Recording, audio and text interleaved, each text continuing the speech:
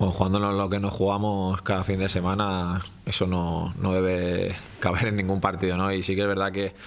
en casa nos está costando más, pues, no jugar, porque creo que al final entre áreas estamos jugando bien, pero nos está costando generar y entonces pues tenemos que ir al 100% en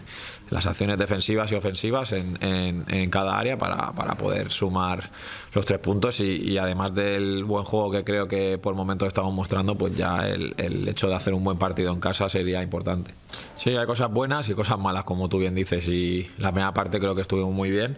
y tuvimos 2 o 3 acciones ahí dentro del área que fueron claras y no marcamos y bueno, al final en un balón parado que también es importante pues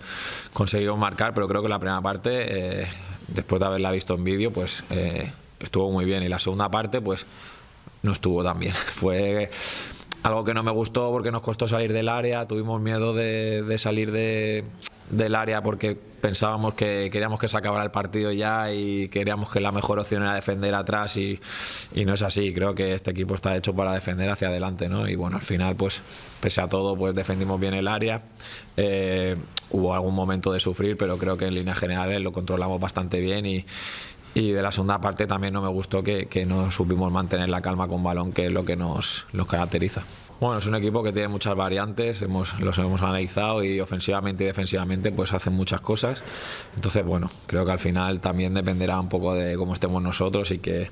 ellos se adapten a nosotros también. Pero bueno, que es un equipo con buenos jugadores, dinámico, que puede jugar en corto, puede jugar largo. Entonces, bueno,